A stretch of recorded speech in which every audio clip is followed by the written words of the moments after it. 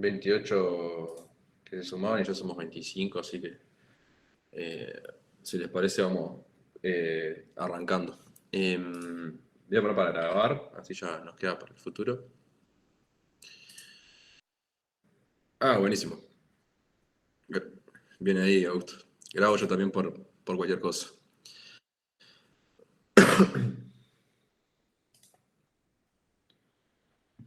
Bueno, muy bien. Bueno, gente, primero que nada, muchas gracias a todos por sumarse. La idea de este primer council es como tratar de ver las bases de la tecnología de blockchain. Un poco cuento cómo surge la idea para que tengan un poco de contexto. Por un lado, encontramos que había muchas personas que en los career paths les interesaba el tema cripto, el tema Web3, smart contracts, etcétera. Habían como 15 personas interesadas. Por otro lado, blockchain es como un tema que viene creciendo muchísimo últimamente, por lo tanto probablemente puedan llegar a surgir proyectos y está bueno que como empresa nos capacitemos y empecemos a meternos en el tema. Y un poco sobre mí en sí y por qué vengo a contarles un poco sobre esto. Yo trabajé 3 años en blockchain. Trabajé primero sobre Ethereum, desarrollando smart contracts, y después sobre una blockchain que capaz que los argentinos pueden llegar a conocer, que es RCK, trabajando sobre aplicaciones que se llaman de capa 2 que interactúan con blockchain. Entonces, la idea del council es que va a ser como un poco de nivelación, porque sé que hay gente que ya hizo smart contracts, sé que hay gente que ya conoce un poco de blockchain, pero también hay gente que de repente quiere empezar a aprender, empezar a meterse.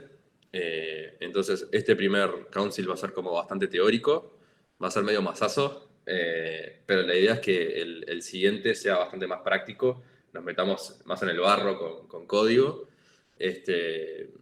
Así que la idea es invitarlos a que se sumen a los siguientes. Y bueno, en este caso que no se me duerman con la explicación teórica que va a ser necesaria seguramente para el siguiente council. Entonces, un poco la agenda de lo que vamos a estar charlando. Primero, un poco de historia, que creo que si bien todos conocen un poco capaz que la historia de cripto o de blockchain en sí, es un ecosistema que se mueve tan rápido que creo que está bueno como volver a los inicios y refrescarlo, también por si hay alguien que esté totalmente de cero. Después vamos a estar hablando de por qué blockchain es necesario y qué es blockchain en sí. A mí me gusta como explicarlo con un ejemplo. Vamos a hacer como una especie de problema ficticio y cómo blockchain se podría llegar a meter allí y cómo es que soluciona ese problema. Eh, Vamos a estar también viendo todo lo que es smart contracts por arriba, en este primer council. En el segundo capaz que lo vamos más en profundidad. Y vamos a hacer finalmente como una pequeña demo muy básica, como para que tengan un poco interactúen un poco con la red de Ethereum. Un comentario que les quería hacer nomás es para que no se haga monótono, interrúpanme en cualquier momento, pregunten por el chat cuando les pinte, y yo voy a estar atento al chat como para ver las preguntas. Entonces, comenzando con un poco de historia, rápidamente. El concepto de blockchain surge asociado a un sistema particular, a una cripto en particular que es Bitcoin, como muchos ya sabrán. Y Bitcoin fue presentado a través de un white paper, una especie de paper académico, en 2008 por una persona llamada Satoshi Nakamoto, que quizá como ustedes, alguno capaz ya sabe, es alguien que no se sabe quién es. Hay muchas teorías conspirativas ahí de quién puede llegar a ser, pero la realidad es que no se sabe quién es. Sí, podría ser la CIA. Ahí hay un tweet de Elon Musk tirando cualquier fruta como siempre. Pero hay como muchas, muchas teorías, pero la realidad es que no se sabe quién es. Y en 2008 creó este paper y en 2009 ya empezó a funcionar como sistema peer-to-peer Bitcoin. Y la idea de Bitcoin era permitir transacciones financieras, transacciones de valor entre distintas personas. O sea, transferir valor de una persona A a una persona B, sin la necesidad de una entidad centralizada. Ok, que ya estoy viendo que mi recording ya va a dejar de funcionar. Suerte que está el otro. Cuestión que tiempo después del release de Bitcoin, de que empezó a funcionar y que ciertas personas empezaron a hacer intercambios de valor, otras personas dijeron, esto está bueno, pero es como muy simple. Solamente permite hacer transferencias de valor, o sea, estoy moviendo dinero programable si se quiere, pero no hay mucho más que pueda hacer. Entonces, aparecieron personas como este señor de aquí, que es Vitalik Buterin, que era un desarrollador, es un desarrollador muy inteligente, con una gran capacidad, que lo vio como muy rígido, muy sencillo a Bitcoin, y dijo, yo lo que quiero es reutilizar el core de Bitcoin, reutilizar la tecnología que está atrás, lo que es blockchain en sí mismo, pero quiero lograr aplicaciones que sean un poco más complejas, que no sean simplemente poder transferir valor, transferir plata de un lado para el otro. Quiero, por ejemplo, hacer, no sé, nuevas submonedas, quiero poder hacer DNS descentralizados, aplicaciones de apuestas descentralizadas, crowdfunding descentralizado, etc. Entonces, en el año 2013, él lanza este white paper de Ethereum y plantea en esa idea algo que es como el concepto core de Ethereum y de muchas de las blockchains que surgen a partir de ella, que es los smart contracts, que es algo que vamos a estar hablando posteriormente, pero que fue como el concepto clave que permite construir lógica de negocio un poco más compleja que simplemente transferir valor y extender como un poco la utilidad de la tecnología de blockchain para que no sea simplemente lo que hace Bitcoin hoy en día. Como comentario, en este workshop vamos a hablar de blockchain en general, pero mucho va a ser referenciado con Ethereum porque, en mi opinión, Ethereum ha sido como, no sé, la blockchain de referencia para múltiples desarrollos posteriores, como es el caso de, no sé, Hyperledger de IBM, Solana, Corda, no sé, RSK, Cardano, etc. Entonces, mucho de lo que vamos a hablar va a estar relacionado con Ethereum en sí. Entonces, ¿por qué blockchain, no? ¿Por qué blockchain es necesario? Si bien la idea de intercambiar valor sin una autoridad, sin una entidad centralizada, está buena, está copada, así como también está bueno el hecho de poder extender esa idea hacia aplicaciones de lógica de negocio más compleja, ¿por qué es realmente necesario si en realidad hoy en día todos nosotros confiamos en ciertas compañías? O sea, confiamos como usuarios en Visa para hacer transferencias, confiamos en Itaú para almacenar nuestros ahorros, por ejemplo. Confiamos en los bancos en general como institución y así como también confiamos en ciertas entidades o ciertas profesiones, y acá perdón si alguien tiene un pariente escribano o algo, no tengo absolutamente nada en contra de los escribanos, pero nosotros confiamos de cierta manera en esas profesiones para ciertos intercambios de valor que requieren como de alguien que esté como mediando, ¿no? Y bueno, el punto principal, y muchas veces, muchas de las charlas de blockchain arrancan así, que es, porque todo el mundo le quiere meter blockchain a todo, básicamente, es que blockchain tiene sentido si solo si existe una relación de desconfianza entre las partes implicadas. Si yo, como usuario, confío en Itaú para almacenar mis ahorros, no tiene demasiado sentido capaz que almacenarlos en un sistema de blockchain. Si confío en mi escribano para vender un auto o una casa, probablemente no necesito un smart contract para poder hacer esa operación. Entonces, es muy común hoy en día encontrar como distintos proyectos que no tienen la necesidad de utilizar blockchain en sí, porque no existe tal desconfianza entre las partes, esa es la realidad, pero por hype o por nada, porque es trending la tecnología, se tratan de llevar a cabo. Ahora, por otro lado, tenés personas como más radicales con el tema de centralización en sí, que consideran que el sistema financiero actual está roto, por así decirlo, o no contempla todos los casos. El dólar y Estados Unidos están en temas de récords de inflación, y por otro lado, los bancos dejan por fuera muchísimas personas. En vez de tener como una especie de inclusión financiera, una desinclusión financiera en lugares como no sé, pensemos en ciertos lugares de América del Sur o de África, donde vos si no tenés una cuenta bancaria no puedes pedir un préstamo. Y tal, hay muchas personas que quedan por fuera. Entonces, además de la desconfianza en sí entre las partes, y que es una de las razones por la cual blockchain aparece, también existen como mercados emergentes o poblaciones vulnerables que cripto es como una especie de alternativa también para esas personas. Entonces, eso un poco resumiendo por qué es necesario. Pero siendo menos volados y yendo más a un ejemplo real, con nosotros como desarrolladores o como gente de tecnología, pensámoslo con un caso un poco más tangible, ¿no? Pensemos que, por ejemplo, a Loop viene la corte electoral, o no sé cómo se llamará en Argentina, se llama igual, pero el organismo que se encarga de las elecciones, y nos encarga a nosotros hacer un sistema para la votación de las elecciones nacionales, o sea, un sistema de voto electrónico. Se trataría de una aplicación web donde vos como usuario, o sea, como votante, entras con tu DNI, con tu credencial cívica y a través de un frontend podés votar básicamente, ¿no? Entonces, normalmente pensaríamos en una arquitectura como la que está en este dibujo, ¿no? Tenemos un frontend, el cual se conecta a un backend a través del browser. Tiene un servidor central con una base de datos. El backend puede estar en Python, Ruby, PHP, etc. Pero todos los datos están centralizados en una base de datos.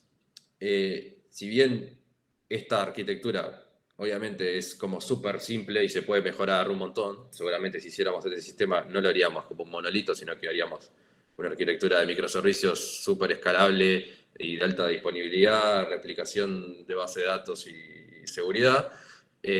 Todos esos puntos, o la infraestructura en sí, dependen 100% de nosotros como empresa y dependen 100% de los propios cloud providers que elegimos para hostear el código y nuestra base de datos. O sea, la votación o el resultado de la votación va a depender de nosotros como empresa, de la seguridad que le demos a la aplicación y de los cloud providers que nosotros contratemos. Entonces, ¿cuál es el problema que tiene eso, ¿no? O sea, ¿por qué si nosotros nos dieran un proyecto tan crítico como empresa, si fuéramos responsables de cierta manera por la democracia del país, ¿por qué tendríamos problemas si fuéramos por un sistema tradicional y no por el paradigma de blockchain? Y bueno, en primer lugar, la data en sí podría ser modificada, podría ser destruida, si alguien tuviera acceso a nuestra base de datos, ¿no? Por ejemplo, podría modificar un voto. Por otro lado, si pudiéramos garantizar la volatilidad, no, la inmutabilidad de un voto, de que no sea modificable, supongamos que mediante políticas de base de datos seguras y que estén replicadas, no existe nada que garantice que los votos sean contados una única vez de manera totalmente inequívoca y que una persona solamente pueda votar una única vez. ¿Por qué? Porque perfectamente el source code podría ser modificado en cualquier momento por parte de cualquier desarrollador. O sea, imagínense que, no sé, estamos encargados de esto y un push a master de un developer es realizado media hora antes de contar los votos y evidentemente puede llegar a dar algún que otro problema.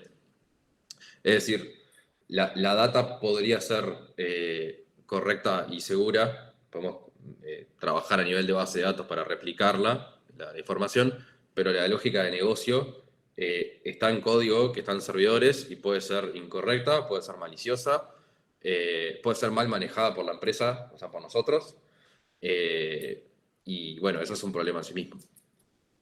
Por otro lado, la, la availability de nuestro sitio va a estar 100% dependiente del cloud provider que elijamos. Y si bien podemos tener réplicas en Amazon y en Google Cloud, han sucedido últimamente eventos de que una zona de Amazon se cae, por ejemplo, y hay que migrar todo a Google Cloud. A mí me pasó, por ejemplo, en la empresa anterior que, si bien la empresa tenía como pila de políticas en ese sentido, pila de microservicios se caían por zonas que dejaran de funcionar.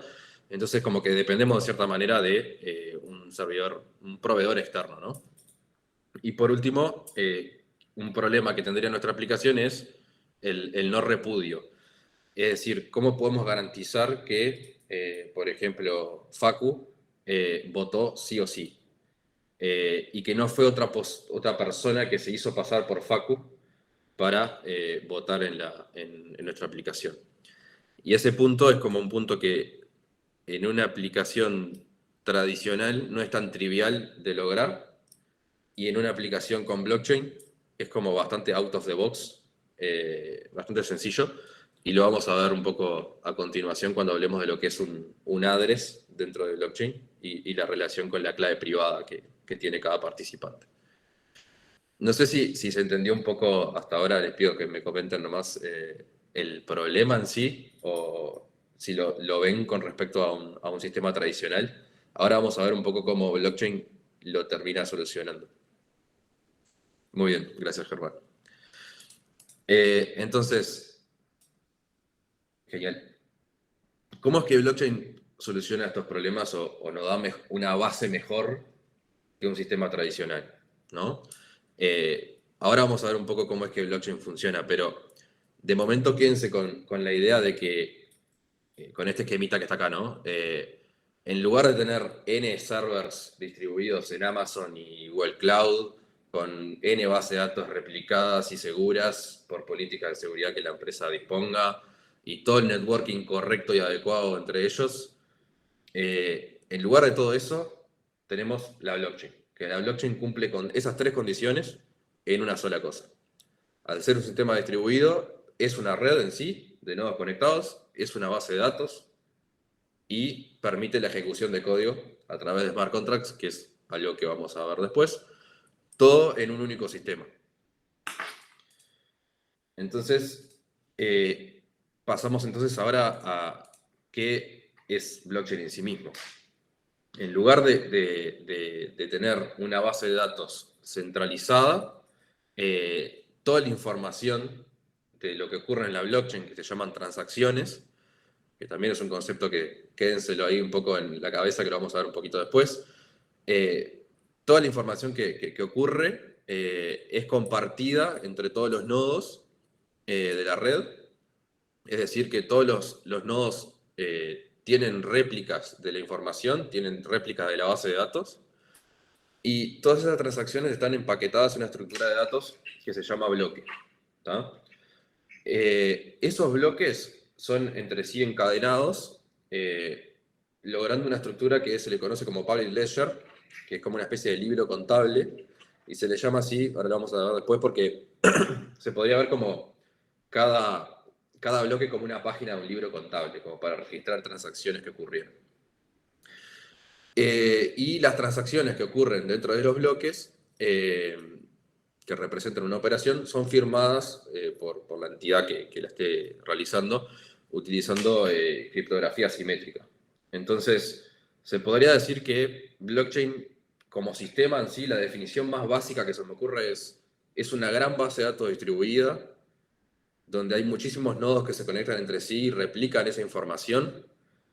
Existe el concepto de transacción, que es lo que permite realizar modificaciones dentro de esas bases de datos.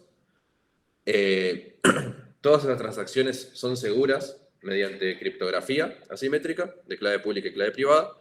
Y un punto importante que me estaba olvidando es que al haber muchísimas bases de datos, una por cada nodo, tiene que haber una forma de llegar a un consenso de cuál es la información correcta. Porque si tenemos 7000 nodos y cada nodo tiene una base de datos distinta, no podemos saber cuál es el estado actual de la blockchain. Y ahí es donde entra el algoritmo de consenso, que es cómo se ponen de acuerdo los nodos de la red para decir cuál es el estado actual, cuál es el bloque actual con las transacciones que tienen y que sucedieron. Pero por ahora quédense con la idea de una base de datos distribuida, protegida por criptografía, y que existe como un algoritmo que permite como que esos nodos se pongan de acuerdo. Ahora lo vamos a explicar un poco más adelante. Entonces, me gustaría como mostrarle lo que para mí son como los 6 conceptos que son como los principales y que explican cómo es que blockchain funciona y cómo es que soluciona el problema de la voting app, por ejemplo. Y son estos 6 que están aquí. El public ledger, que como les comentaba, es como la información de la blockchain que está replicada en todos los nodos y es pública, cualquiera puede acceder a ella y verla. Un nodo cliente, ¿qué es un nodo cliente? Es cada nodo para ejecutar necesita un programa. O sea, un nodo de blockchain es un programa escrito en un lenguaje de programación. Entonces, los nodos que están en la red principal de Ethereum son programas que corren en ciertos servidores. Y esos nodos tienen que ponerse de acuerdo y se comunican entre sí a través de un algoritmo de consenso. Por otro lado está el concepto de las addresses, que las addresses vendría a ser como, una analogía podría ser como la dirección de email de una persona en Internet. Un address en blockchain sería como un identificador de una entidad, básicamente. Una entidad que quiere operar en la red tiene un address, generalmente. Por otro lado están los smart contracts, que es el código. O sea, hoy en día en un paradigma tradicional, el código está hecho en JavaScript, en PHP, en Ruby, en Java. Bueno, los smart contracts están hechos en Solidity, en Rust, en Viper, etc. Y es código que está almacenado en la blockchain. Y finalmente el último concepto de las transacciones, que creo que como la forma más fácil de explicarlo es, hoy en día en un sistema tradicional lo que modifica el estado de una base de datos es una invocación de una REST API. Y básicamente yo invoco un post y eso crea una entidad, por ejemplo, en la base de datos. En una blockchain, para poder modificar el estado de un dato, se necesita crear una transacción. Ahora vamos a ver un poco cómo es que se da eso, pero quédense con esa idea. Entonces, vamos a ver un poco cada uno de estos temas en detalle.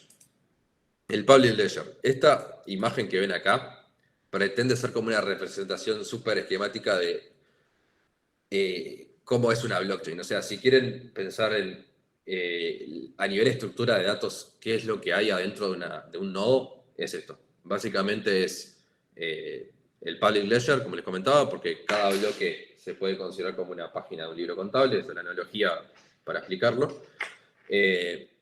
Pero son básicamente una estructura de datos llamada bloque, que está compuesta por 2 partes. La parte de arriba, que es el header, la parte de abajo, que es el body.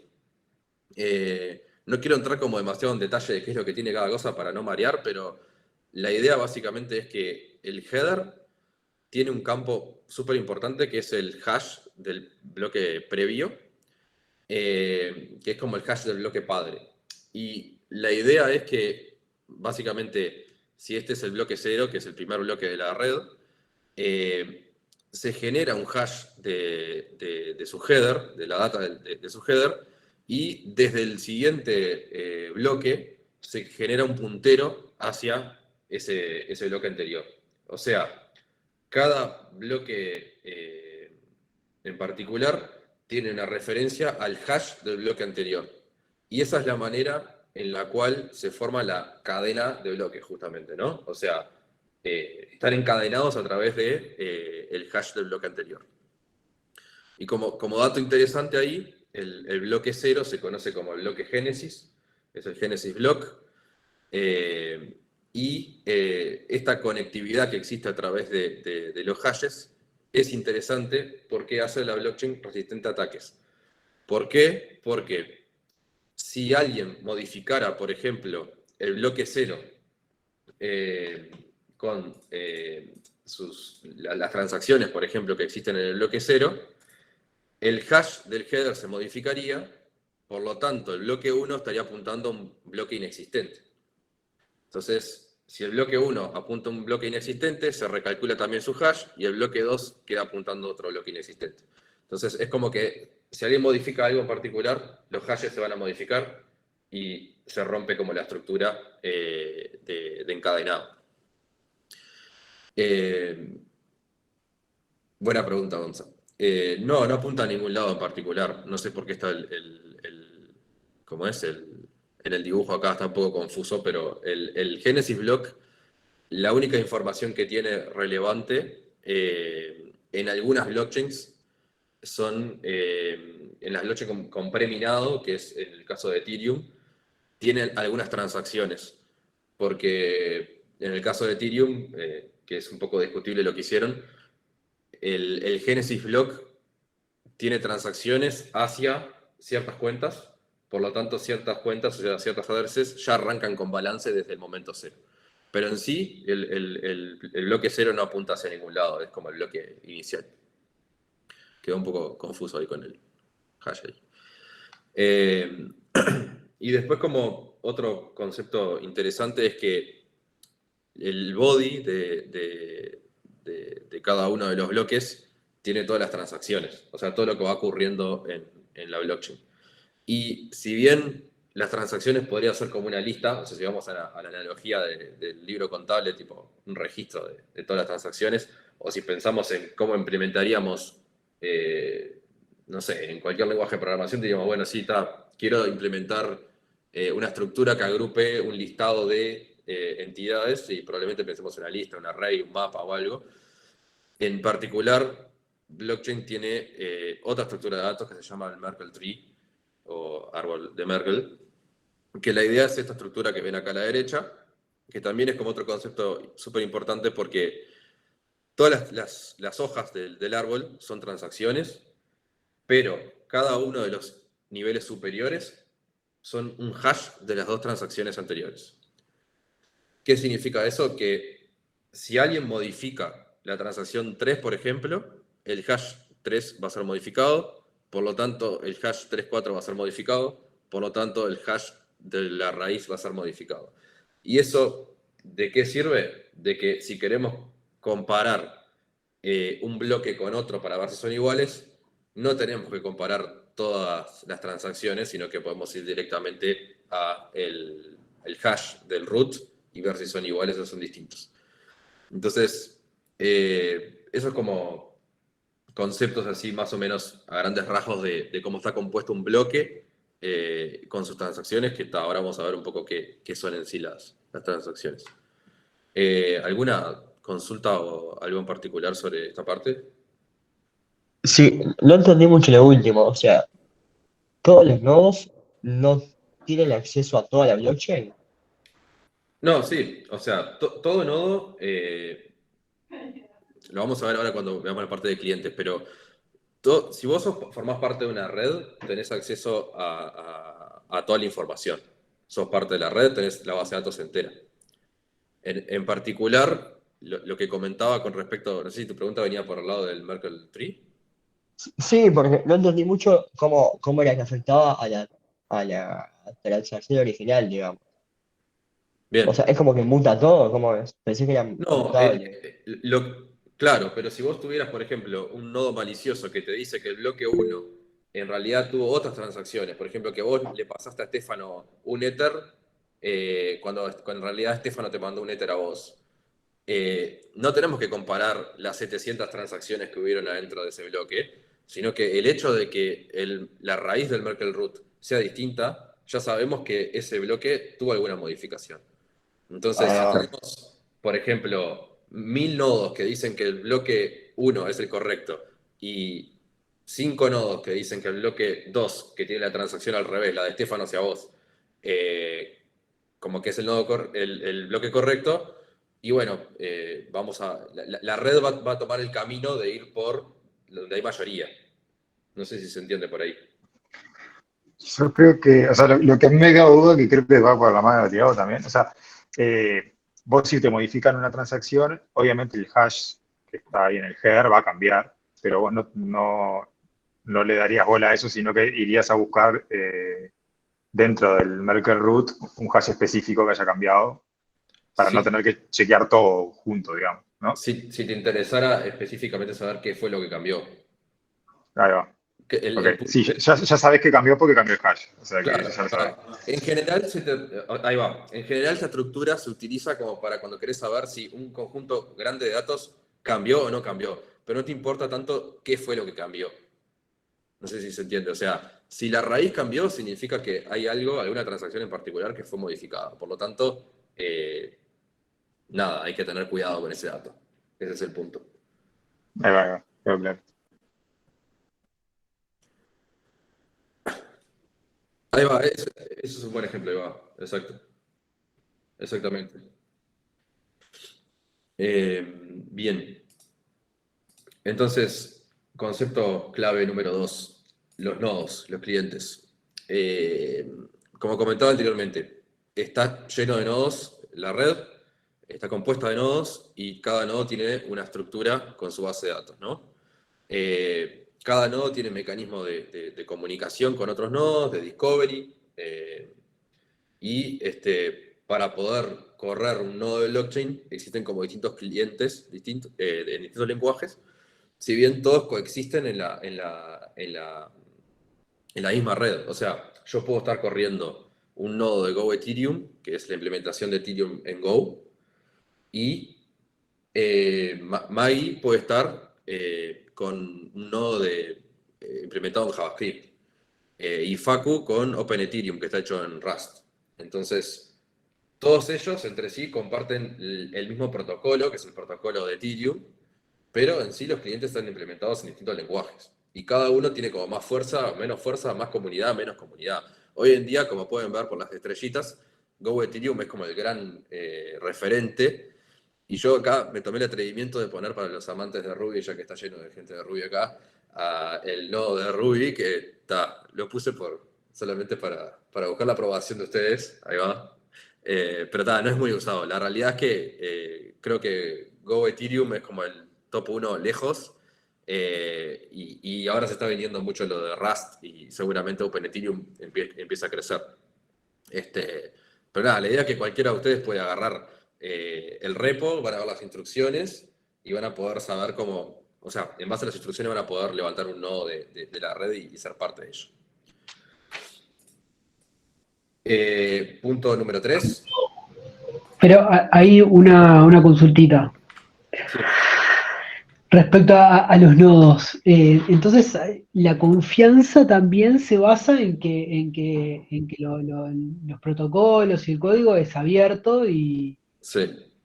entonces yo estaba pensando en el problema que vos planteabas de, de hacer un sistema de votación.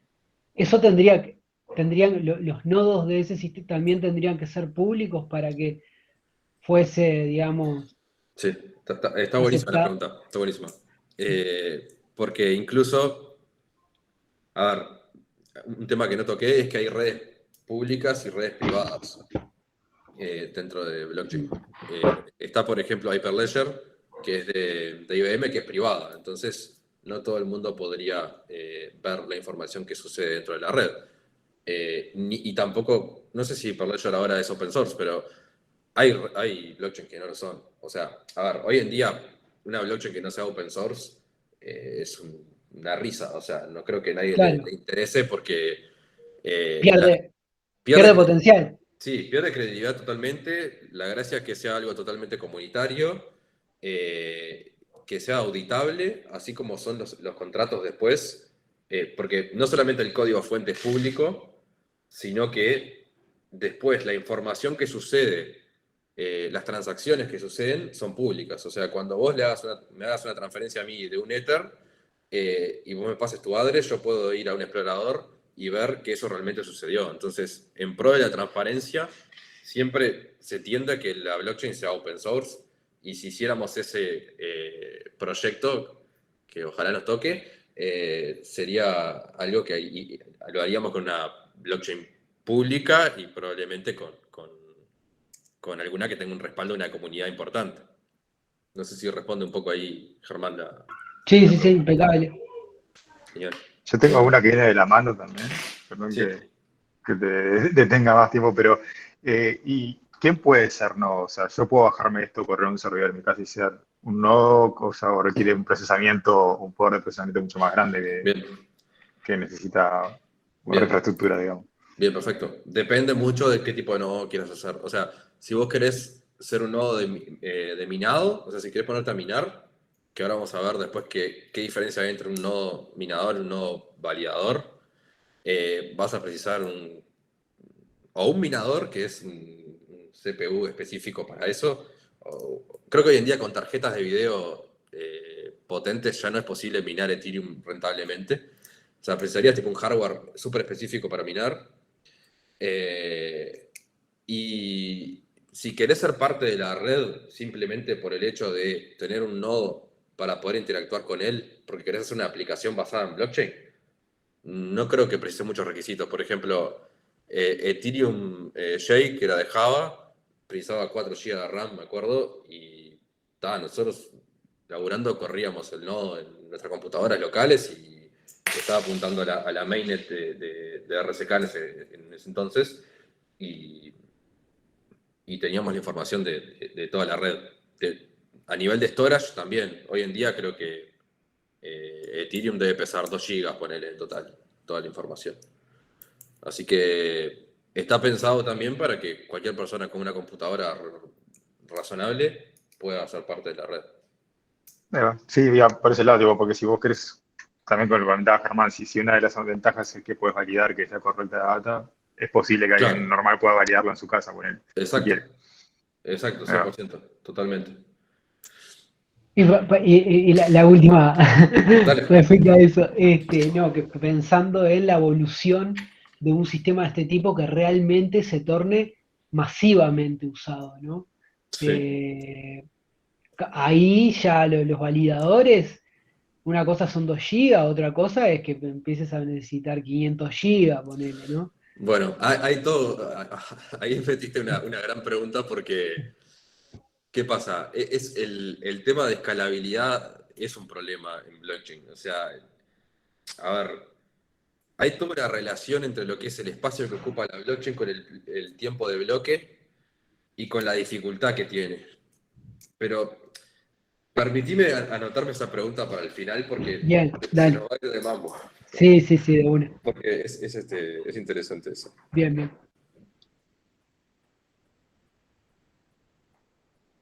Bien, me la anoto y nos quedamos si querés. Bien, prosigo un poquito. Tema algoritmo de consenso, que lo habíamos mencionado, ¿no? Como dice ahí un poco en la PPT, es un mecanismo tolerante a fallos, utilizado generalmente en un entorno distribuido, que es necesario como para acordar un criterio de verdad entre todos los agentes o participantes que están en la red respecto a la data que hay, ¿no? Respecto a lo que hay en las bases de datos. Es algo hiper importante porque si no existiera un algoritmo de consenso entre los nodos, podríamos tener distintas versiones de la realidad. O sea, podríamos tener distintas versiones de qué fue lo que sucedió en la blockchain, ¿no? O sea, qué transacciones se realizaron. Si le consultamos a un nodo nos diría una cosa, si le consultamos a otro nos diría otra, etc. Entonces, todas las blockchains precisan de alguna forma llegar como a una especie de agreement o algún acuerdo para ver cuál es el contenido de este ledger compartido. O sea, todas las blockchains precisan una forma de definir qué transacciones agregar a los bloques y en qué orden hacerlo.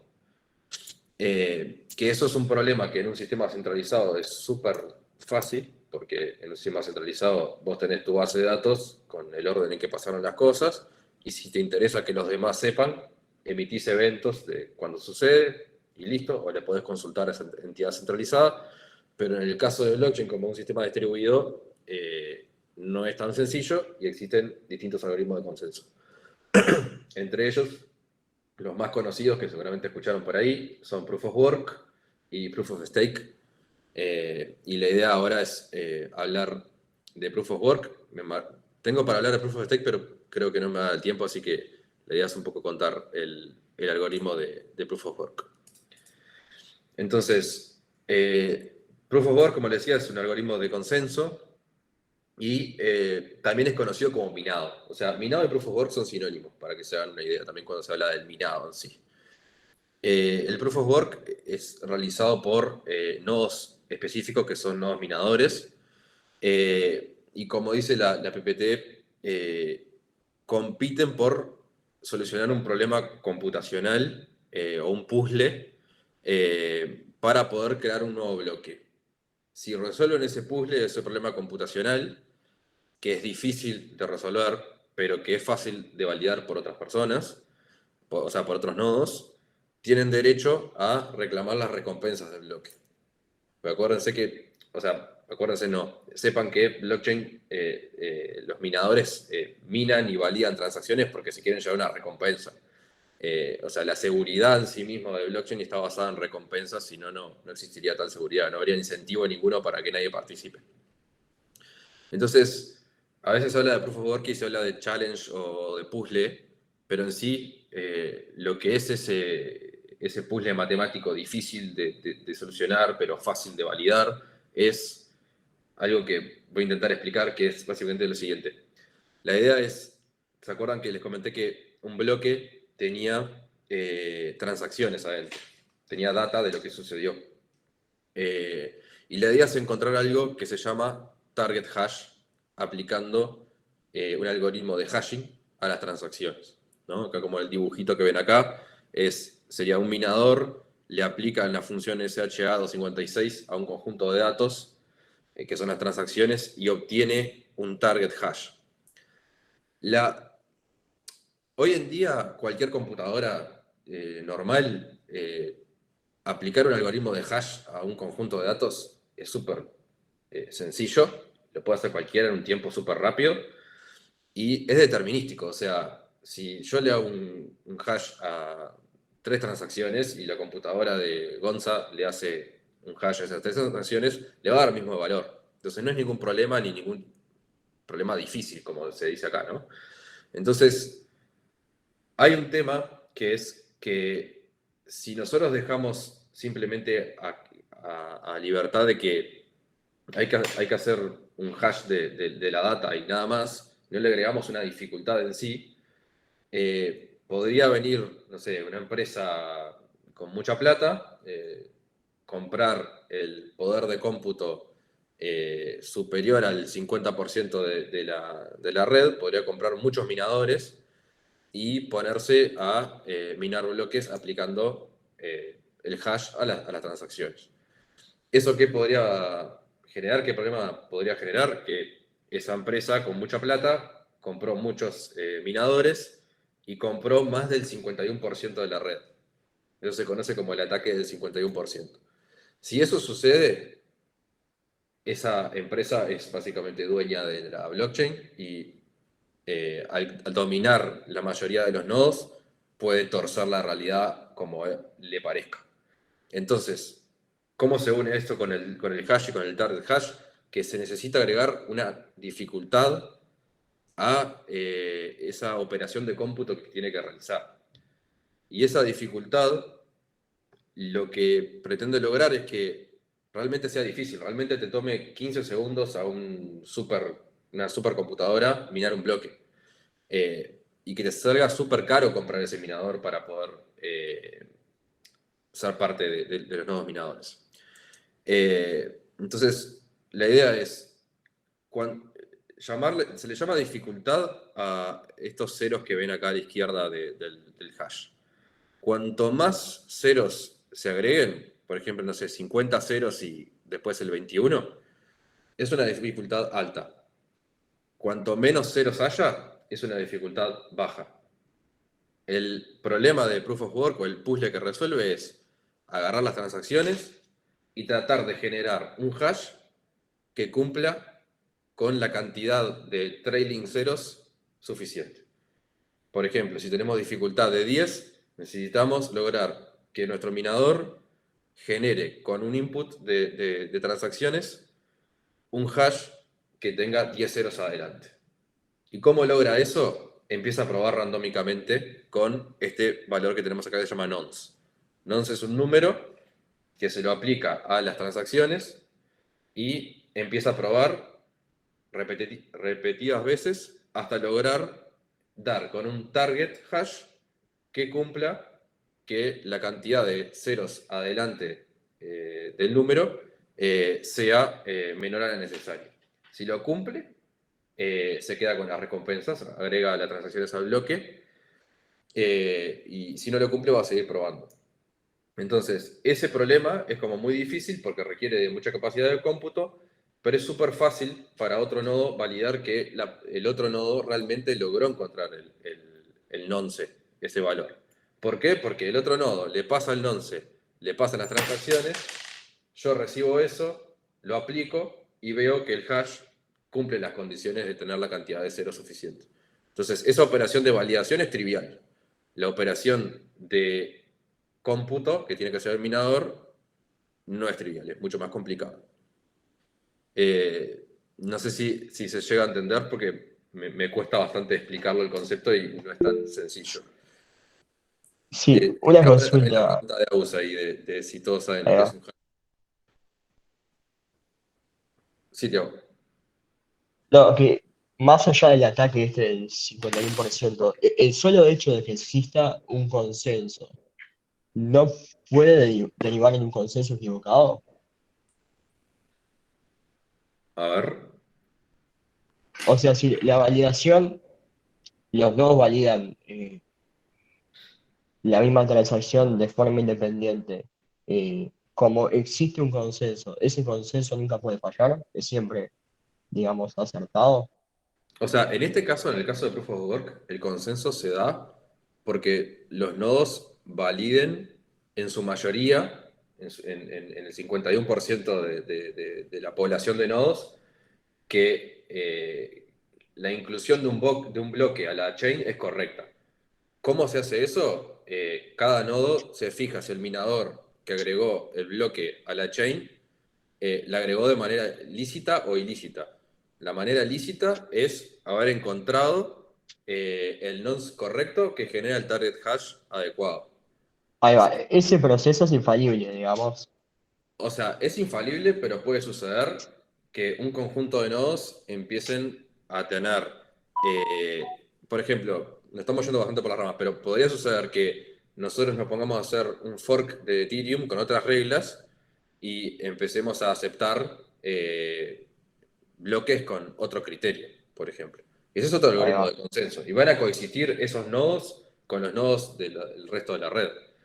Lo que va a suceder ahí, que también es como un tema para hablar en otro council o para quedarnos después, es que se van a dar los que se llaman forks. Que vos tenés tu cadena, pero podés tener nodos que se desvíen un poco de la cadena. Y ahí hay todo otro tema que cuál es la cadena real, que es la que tiene más poder de cómputo, pero está. Dejémoslo para más adelante porque Dale, dale. se va de tema, creo. Bien, ¿alguna consulta más de esta parte? Tengo una consulta. O sea, según lo que tengo entendido, cuando estás minando, se parte de ese nonce value y se va probando en el hash. Cuando se acierta, se obtiene recompensa, ¿no? Cuando se acierta, sí, exacto, se obtiene la recompensa, sí. Y Una puede vez ser... que, Sí, sí, sí. una vez que haya sido validado por el resto de los nodos. Ahí va. Y puede ser de que dos nodos minadores estén tratando de minar lo mismo y que se dé al mismo tiempo. Y los Sí, dos tengan la misma recompensa por lo mismo. existe esa situación, es tremenda pregunta. No recuerdo ahora cuál es el mecanismo de resolución eh, cuando eso sucede, pero si no me equivoco, me lo voy a anotar como para respondértelo después, pero si no me equivoco, estoy bastante seguro que se resuelve por un tema de tiempo, de cuál llegó primero por un timestamp incluido en el bloque. Pero me lo anoto como para respondértelo offline después. Sabelo, muchas gracias.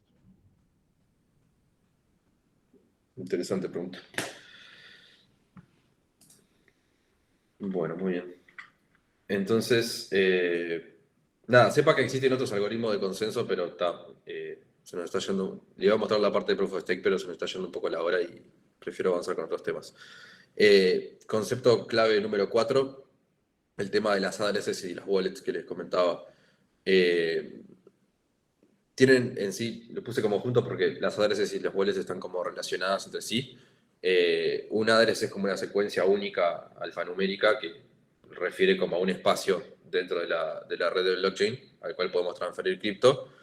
Y las wallets en sí son los generadores de las claves privadas. Existe un espacio de entre 1 y 1 a la y entre 2 a los 256 números, o sea, es un número inimaginable, de claves privadas posibles. Y las claves privadas las generan las wallets, se le aplica un algoritmo de curva elíptica, que también es para otro momento, para charlar, que es una especie de hash, para obtener la clave pública.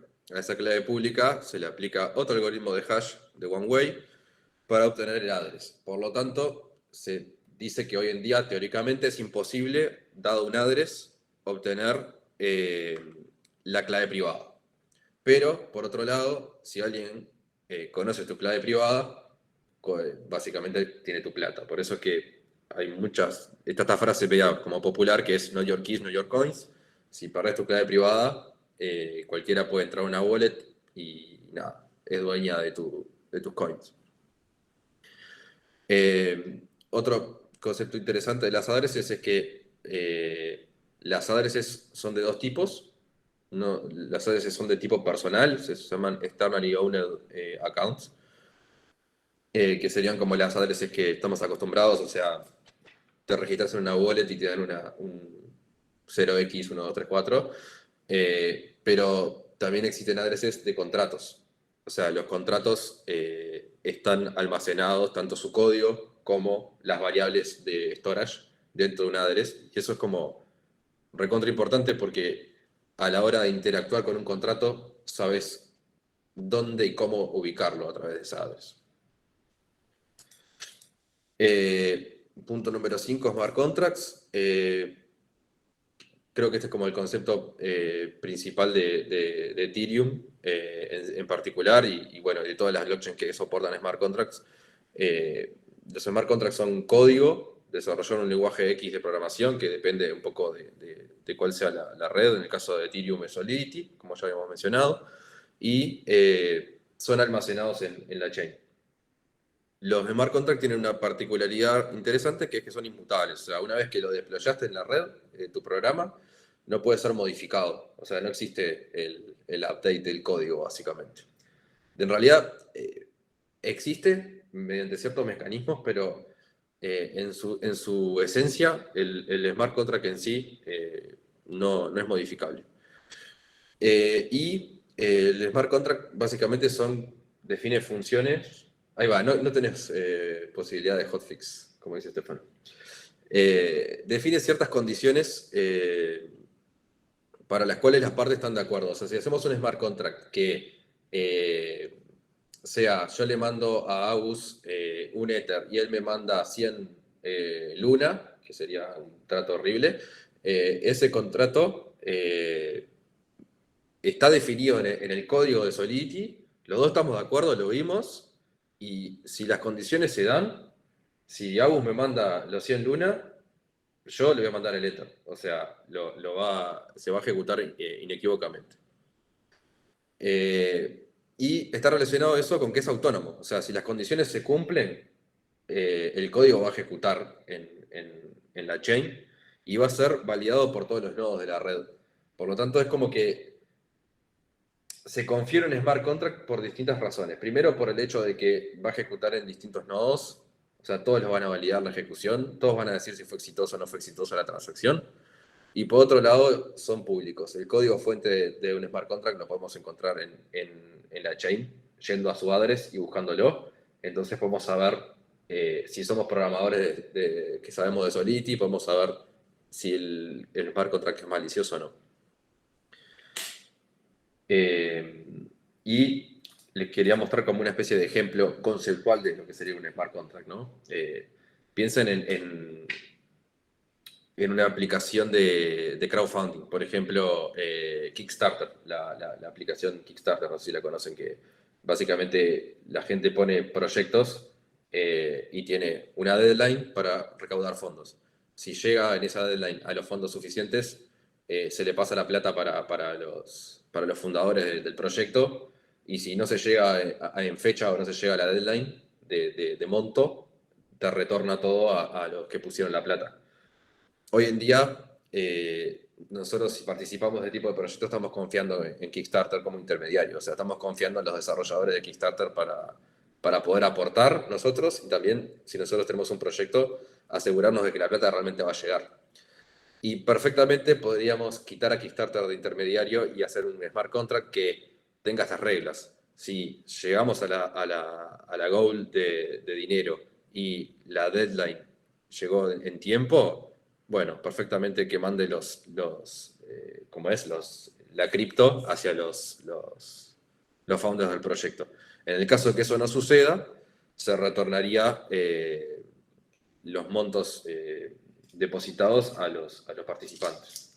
Y eso con un smart contract que es bastante sencillo de hacer, porque básicamente cada vez que vos interactúas con el smart contract, que estás como frizando tus fondos dentro del smart contract, o sea, el smart contract pasa a ser como un custodio de tu plata, y cuando se dan estas condiciones, disparan las acciones de, ok, ya junté plata de Tiago, de Estefano, de Augusto, ya tengo la plata suficiente, llegamos en fecha, listo, voy a mandar todos estos Ether a la dirección tal, que es de uno de los fundadores del proyecto X.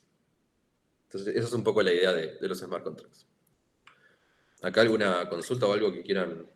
Y ahí que tendría tipo seteos para decir, bueno, cada cuánto se ejecuta, ese tipo de cosas, digamos, de ejecución del smart contract.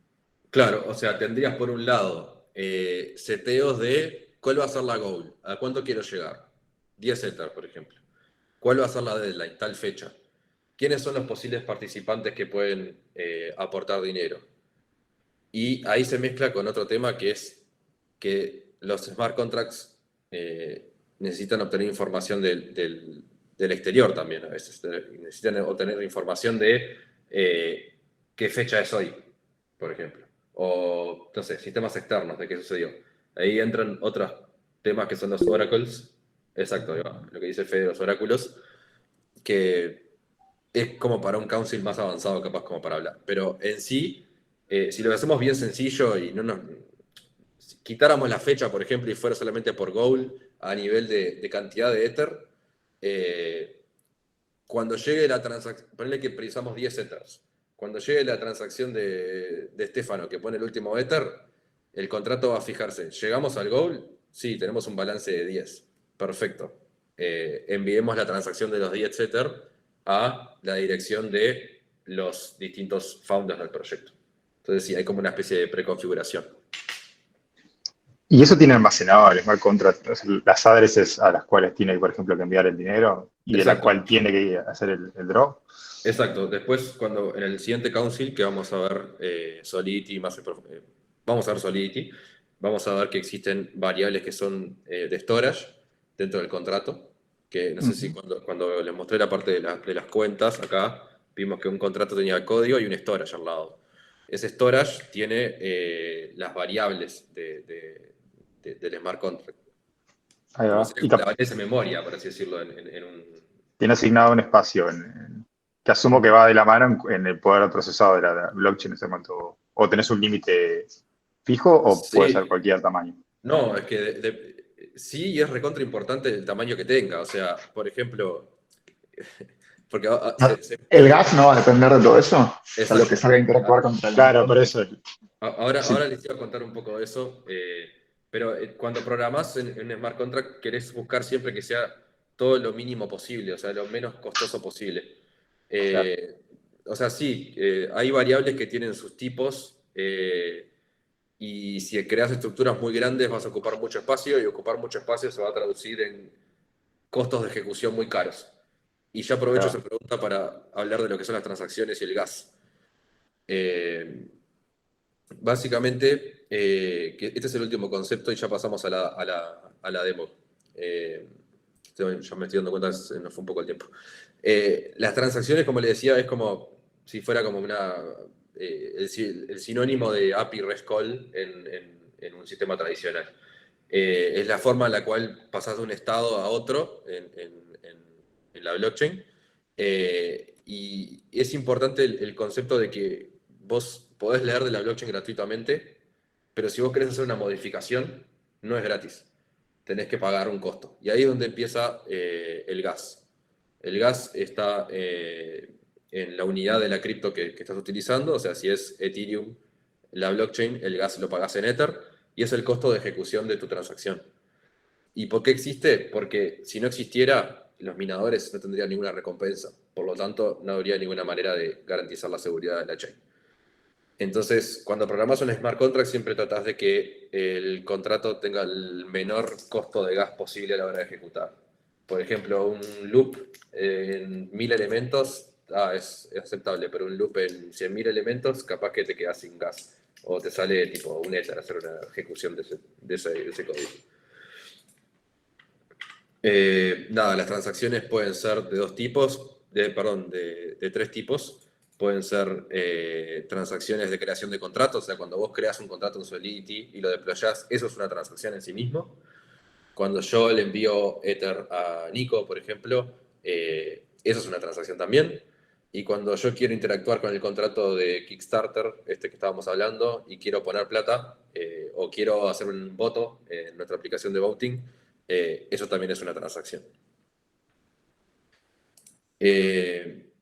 Y bien, ahora para cerrar quería como hacerles como una especie de recapitulación de cómo es que funciona todo esto en conjunto y volviendo al problema inicial de la voting app, cómo blockchain soluciona estos problemas. Entonces, no sé si se llega a ver un poco la imagen, supongo que no, porque está muy chiquito, pero voy a tratar de explicarlo, explicar qué es lo que pasa en cada diagrama. Piensen en el sistema tradicional de una aplicación de voto centralizada, ¿no? Donde vas contra un servidor o contra N servidores. Vos haces un post a la API te resuelve si el voto fue exitoso o no fue exitoso, y listo, ¿no? Es como sincrónico, o de repente podría ser asincrónico por eventos, pero en general es simplemente una interacción entre un cliente y un server o un conjunto de servers. Ahora, en el caso de las transacciones, que sería como lo homólogo dentro de blockchain, en el paradigma de blockchain, el flujo sería el siguiente. Tenemos un frontend donde alguien elige el candidato 3, por ejemplo, y nuestra aplicación, que puede estar escrita en JavaScript o en React o en lo que sea, va a tener una dependencia de una librería llamada Web3.js o de Ether.js, que son dos librerías de JavaScript utilizadas con blockchain. Esas librerías van a permitir la creación de una transacción, de un objeto transacción, que va a ser firmado con la clave privada. Esa transacción va a tener desde dónde va, o sea, desde qué cuenta va, desde tu address, y data. Por ejemplo, quiero votar el candidato número 3. Y esa transacción va a ser recibida por tu nodo local. Cuando hablaba, creo que fue Estefano que decía si puedo levantar un nodo local y ser parte de la red. Sí, si yo quiero, por ejemplo, implementar la voting app, seguramente tengamos 10 nodos locales para poder interactuar con ellos en loop. Ese nodo local recibe la transacción, valida si tenés el gas suficiente para poder operar esa transacción o no. En el caso de que las validaciones sean exitosas, hace un broadcast de la transacción a los distintos peers que tiene. Porque recuerden que están todos conectados los nodos.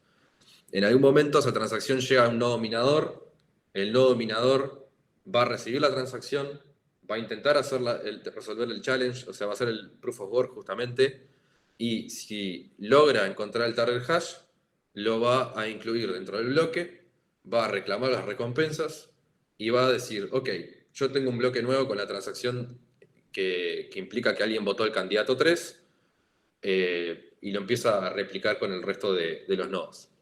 Eventualmente, como los nodos están constantemente pasándose las transacciones y los bloques nuevos, nos va a llegar a nuestros nodos locales que eso sucedió. Cuando eso sucedió, nosotros podemos decir que realmente pudimos haber votado al candidato número 3. O sea que el flujo es bastante más complejo, si se quiere, o más asincrónico de lo que es en un paradigma tradicional. ¿Por qué? Porque implica la validación de los nodos, implica el proceso de minado, que en Ethereum son 15 segundos y en Bitcoin ahora no sé si está en torno a los 10-12 minutos.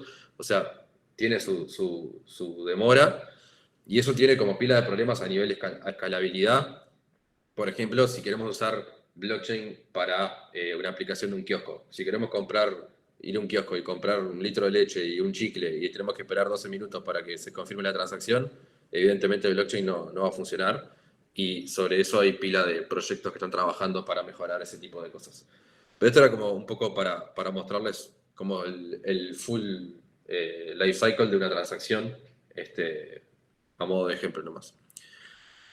Y para terminar, ¿cómo resolveríamos los problemas que les planteaba de la voting app? Habíamos dicho que los datos se pueden modificar o pueden ser destruidos porque no están replicados. O están replicados por nuestro cloud provider, que capaz que se borran las bases de datos, no sé, puede pasar cualquier cosa. Hoy en día en Mainnet, que Mainnet es la red principal de Ethereum, existen 6.200 nodos. O sea que cualquier transacción que nosotros hagamos va a estar replicada en esos nodos. O sea que es bastante complicado que se pierda la data, ¿no? Por otro lado, el tema de que los votos sean contados 2 veces o que el código sea modificado eventualmente por algún programador con algún hotfix o alguna cosa.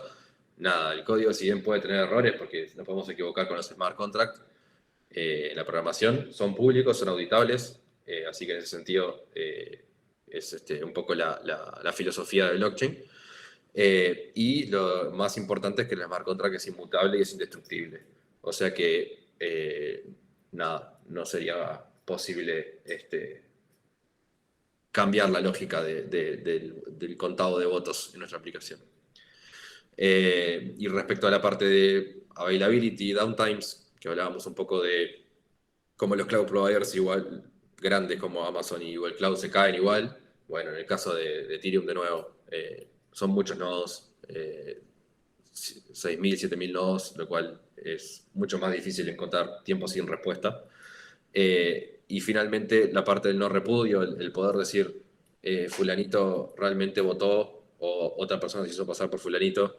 Bueno, con esto que les comentaba de las claves privadas y las addresses, si por ejemplo viene Tiago y dice, mira, se acaba de cerrar la votación y yo no voté.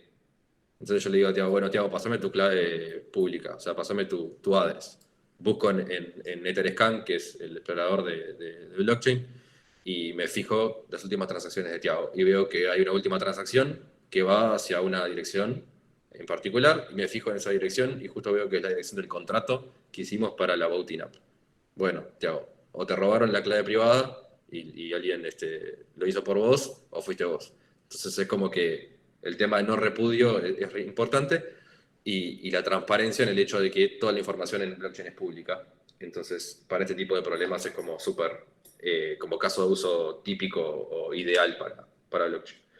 Entonces, nada, gracias a los que se quedaron, que ya me pasé bastante del tiempo. Quiero hacer una demo súper rápida nomás.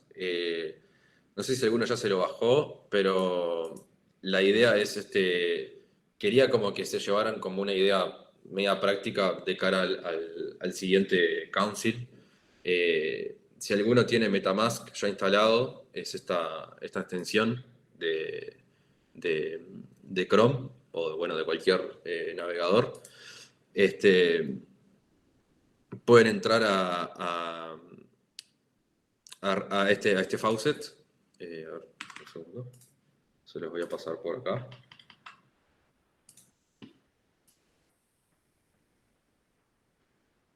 Lo voy a poner en el canal de cripto.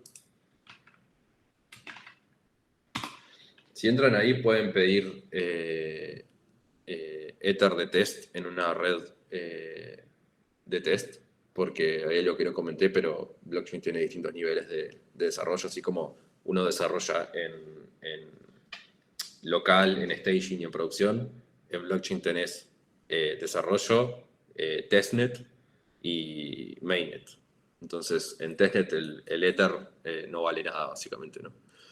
Si alguno tiene una cuenta, no sé si alguno ya tiene MetaMask instalado y quiere pasar por el canal de cripto su address, le puedo enviar una transacción y podemos empezar a probar un poco ahí.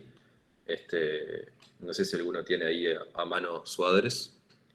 Si no, hago una pruebita yo nomás. Ahí te mando, ahí te mando. Ahí va.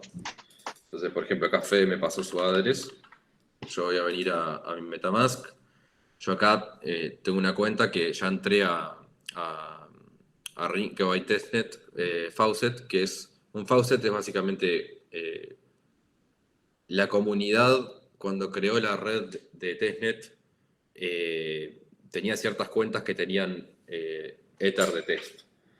Y ese Ether de test, para poder probar en un entorno lo más parecido a la mainnet posible, pues lo podés pedir. Y a veces pasa que la gente no lo devuelve, por ejemplo. Nosotros seguramente ahora no lo devolvamos porque es todo es un embole, básicamente, devolverlo. Y se van creando como múltiples testnet una arriba de la otra, que básicamente son nodos que están corriendo por ahí, que son hechos por la comunidad, que te permiten como poder probar tus aplicaciones en un entorno lo más parecido a la red de producción.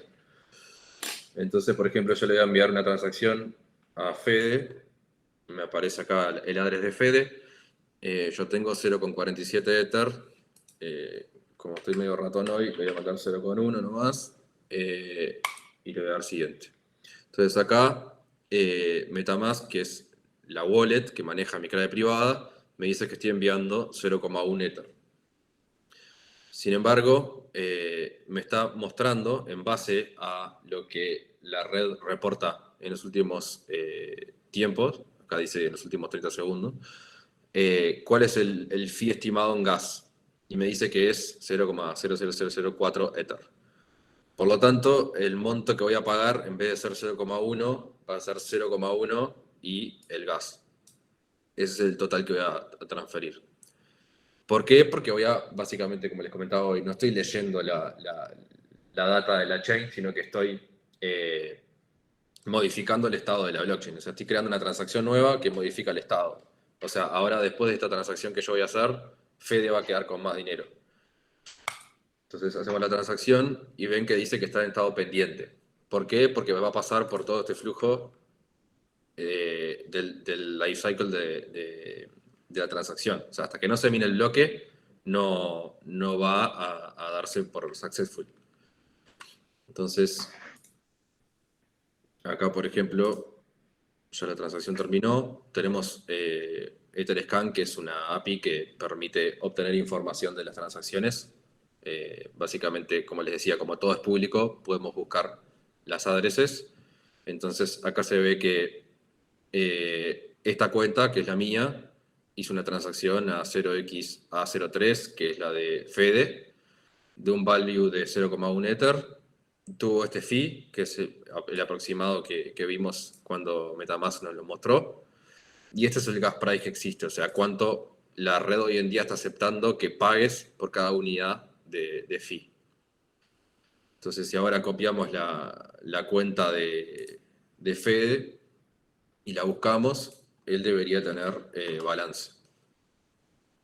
Él ahora tiene 0,1 Ether y, como pueden ver, podemos ver las transacciones.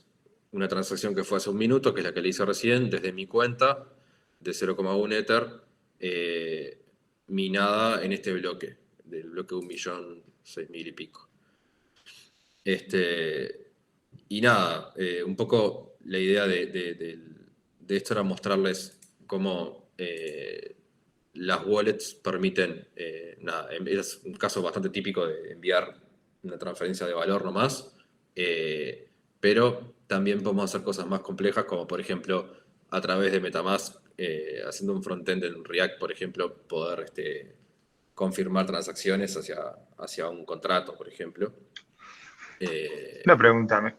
MetaMask hace intermediario, digamos, almacenando tu clave privada y ahorrándote el tener que enviar vos la transacción, supongo que ese es su Sí, objetivo. Vos podrías hacerlo si querés por tu sí, cuenta, pero sería mucho más complejo. sí. O sea, vos Ah, con una librería, por ejemplo, con Web3.js, podés hacerte un script de 10 líneas que parta de tu clave privada en texto plano y envíe una transacción a una chain.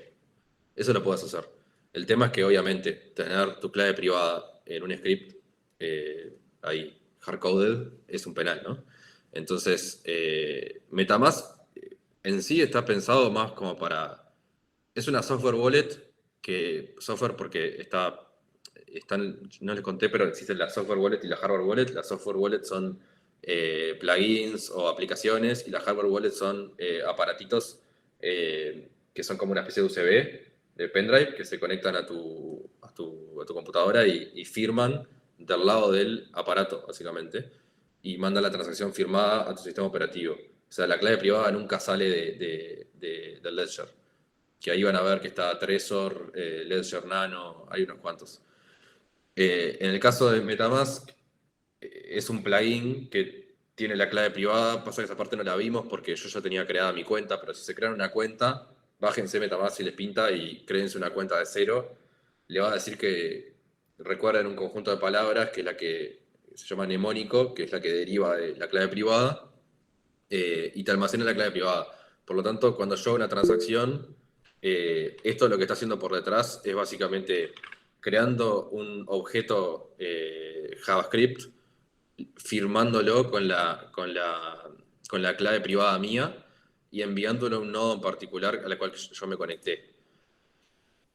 No sé si eso responde un poco ahí, Steph, la Sí, duda. sí, clarísimo, clarísimo. Pero está, o sea, a ver, hay aplicaciones que, yo qué sé, hay juegos, por ejemplo, que te dicen conectar tu wallet primero. Cuando conectas tu wallet, conectas MetaMask o conectas alguna otra wallet de software. Y a partir de ahí, esa aplicación, por detrás, a través de Web3 o de Ethers, que son estas librerías que les comento, eh, te levantan un pop-up de MetaMask para que confirme la transacción, por ejemplo. Esa es una usabilidad bastante típica. O otras aplicaciones directamente implementan sus propias wallets internas y no usan MetaMask ni ninguna otra open source. Entonces, depende un poco del caso, básicamente. Claro, hay que tener cuidado donde metes la clave privada, igual. Sí, tenés que tener cuidado donde meter la clave privada y depende. Tenés que tener cuidado con ciertas wallets. O sea, hay ciertas wallets que son un penal, o sea, que no tienen ningún respaldo de comunidad o que tienen pila de problemas de seguridad. Hay 1000 forks de MetaMask porque es open source y capaz que no lo mantienen hace 2 años, ponele. Y hay librerías y dependencias que ya no, que tienen vulnerabilidades y hay que tener mucho cuidado con eso. Sobre todo si manejás plata que es sensible para vos, no utilizar software wallets, sino utilizar hardware wallets que son muchísimo más seguros. Ujú. Bien, nada, siguiente edición. La idea sería implementar el loop token. Vamos a hacer un smart contract que va a ser como la moneda de loop. Obviamente no va a tener valor, o sea, va a ser en la testnet. Y la idea sería ver un poco de Solidity del lenguaje, ver Hardhat, que es un framework de desarrollo. Capaz que alguno de ustedes usó Truffle. Hardhat es como la evolución, si se quiere, hoy en día de Truffle. Vamos a ver Waffle, que es una forma de testear smart contracts muy parecida a Jest para los que trabajan con JavaScript. Sepan que todo el ecosistema de blockchain y cripto está muy, muy, muy pegado a JavaScript y probablemente veamos algo también de Ethers. Así que nada, los invito al próximo Council porque ahí sí nos vamos a meter un poco más con código, va a ser más dinámico, va a ser más ir a los bifes, tipo al código en sí y nada, pienso que va a estar un poco más por lo menos va capaz que a bajar un poco más a tierra algunos conceptos y se puede ver un poco más de código y eso. Nada, para cerrar, si tenía alguna pregunta general o que le haya quedado colgado. Ahí, Gonza, ¿cómo se le daría valor al token respaldado en Ether? Bueno, los tokens tienen valor en la medida que estén listados en un exchange. O sea, en nuestro caso, no va a tener ningún valor. O sea, el valor se lo va a dar, lo vamos a dar nosotros, capaz, ¿no? Y ahí, por lo general, no lo tenés que bancar con un liquidity pool. Sí, podría ser una O idea. creo que es una de las maneras, no sé si. Es una de las maneras. Depende un poco del caso. Me río con los comentarios. Pero el caso que vamos a hacer nosotros, tengan en cuenta que lo vamos a hacer en testnet y va a ser, no va a tener ningún valor asociado. Afectivo sí, eso sí. Capaz que después se puede canjear por algo, no sé, tenemos que ver. Ahí va. Ahí va. Pero está.